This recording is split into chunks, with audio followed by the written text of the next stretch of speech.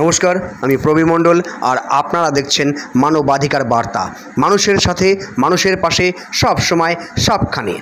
গতকাল কলকাতার সল্টলেকের সেক্টর 2-তে গ্রামীণ চিকিৎসকদের সংগঠিত যৌথ মঞ্চের একটি সমাবেশের আয়োজন করা হয়েছিল। এই সমাবেশে পশ্চিমবঙ্গের বিভিন্ন জেলার ব্রাঞ্চ কমিটির কর্মাধ্যক্ষ একত্রিত হয়ে তাদের মধ্য থেকে 8 জনের একটি কমিটি তৈরি হয়। উপস্থিত ছিলেন রাজ্যের নমশূদ্র বোর্ডের চেয়ারম্যান মুকুল বৈরাগ্য, SC/ST ওবিসি সেলের নেতা রাজু ঘোষ সহ তৃণমূল কংগ্রেসের বেশ কিছু নেতা। এই মঞ্চ থেকে গ্রামীণ চিকিৎসকদের যৌথ মঞ্চ মুকুল বৈরাগ্যর হাতে তাদের একগুচ্ছ দাবি দাওয়া তুলে দেন মুখ্যমন্ত্রী মমতা বন্দ্যোপাধ্যায়ের কাছে পৌঁছে দেওয়ার জন্য। তারা বিশ্বাসী মুখ্যমন্ত্রী তাদের এই দাবি মেনে তাদের ডাকে সাড়া দেবেন।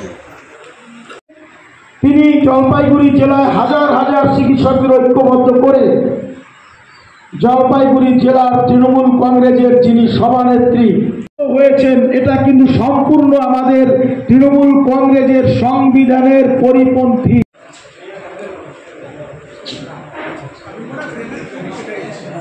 পশ্চিমবঙ্গ নয়, সারা ভারতে স্বাস্থ্য ব্যবস্থা সঠিকভাবে চলবে কি চলবে না, এ পুরোটাই নির্ভর করে গ্রামীণ চিকিৎসকের উপর।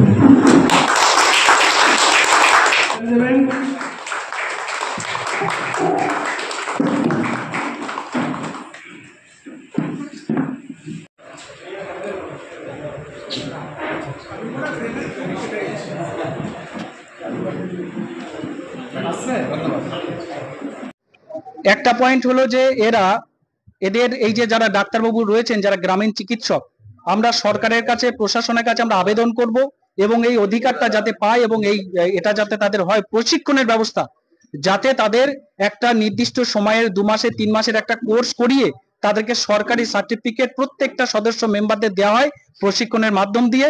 সেই ব্যবস্থার জন্য আমরা কথা বলবো গভর্নমেন্টের কাছে এবং প্রশাসনের কাছে, হেলথ ডিপার্টমেন্ট এবং চিফ মিনিস্টারের কাছে। পাশাপাশি আপনাদের প্রশ্নের উত্তর, যে দেখা যায় যে মানুষ, গ্রামীণ চিকিৎসক যারা, তাদের গ্রামের মানুষ ভীষণ তাদেরকে সম্মান করে এবং গ্রামের মানুষরা কিন্তু এদের উপরই নির্ভরশীল। পুরো গ্রামে কিন্তু সব জায়গায় হসপিটাল প্রত্যেকটা গ্রামে গ্রামে নেই, ব্লক স্তরে আছে এবং জেলা স্তরে আছে। প্রাথমিক যে চিকিৎসা এই কিন্তু গ্রামীণ চিকিৎসকরা করে। তাই 2026-এর ইলেকশনকে সামনে রেখে এই গ্রামীণ চিকিৎসকদেরও কিন্তু একটা ভালো রোল থাকবে। তাদের ক্ষেত্রেও এই প্রচারের, মা মাটি মানুষ সরকারের উন্নয়ন প্রচারের ক্ষেত্রে এই যারা সংগঠক যারা রয়েছেন, এই সংগঠন এবং এই সদস্যদের প্রশাসনিক এবং পলিটিক্যাল ভাবেও তারা মুভমেন্ট যারা করতে চাইবে তারা করতে পারেন এবং সেইভাবেও তাদেরকে কাজে লাগানো হবে। এটি একটি মহান উদ্যোগ।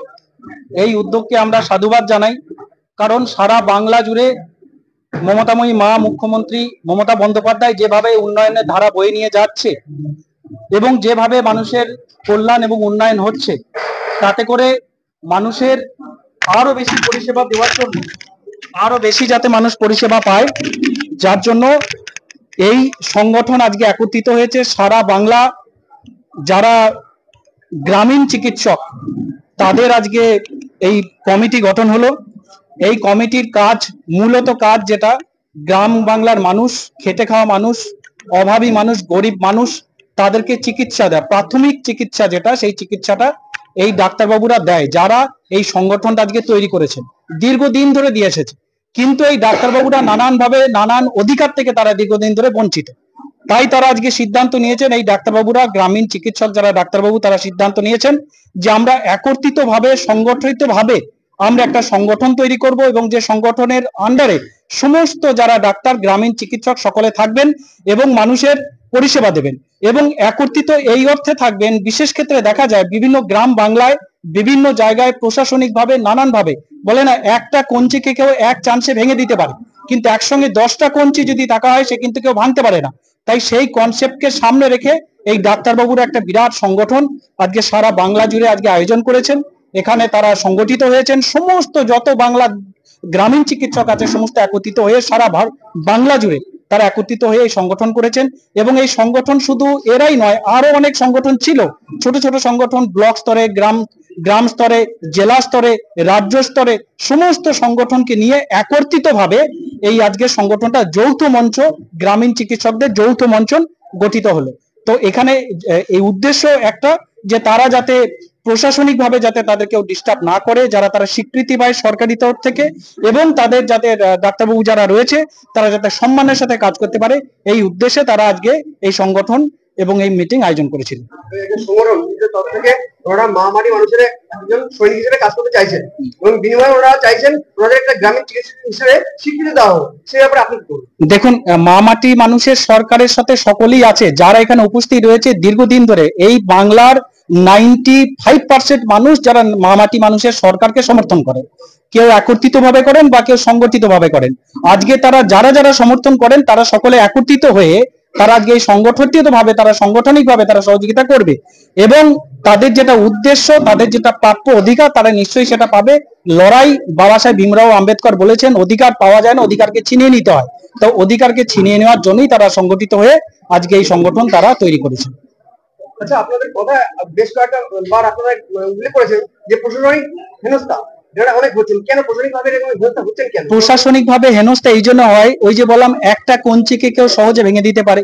এই একজন গ্রামীণ চিকিৎসক তাদের নিজের এলাকায় গ্রামের ডাক্তারবাবু সে থাকাকালীন তাদেরকে নানান ভাবে হ্যারাসমেন্ট করে, কেউ কেউ গ্রামের লোক, লোকাল লোক, দাদা, বদমাস, গুন্ডা, নানান টাইপের লোক আসে, পয়সা দাও, চাঁদা দাও, এই করো তাই করো, এই লাইসেন্স ওই লাইসেন্স, হ্যারাসমেন্ট করে, যেটা তাদের লাগে না। আইন না জেনেও কথা বলে, জেনে কথা বলে। তো যার ফলে একটা সংগঠন তাদের খুব প্রয়োজন ছিল, এই সংগঠনটা হওয়ার ভীষণ দরকার ছিল, কারণ তাদের অধিকারের জন্য এই সংগঠনের ভীষণ প্রয়োজন। আমি রাজু ঘোষ, আমি তৃণমূল কংগ্রেসের একজন কর্মী, এসসি ওবিসি সেলের দায়িত্বে রয়েছি রাজ্যের।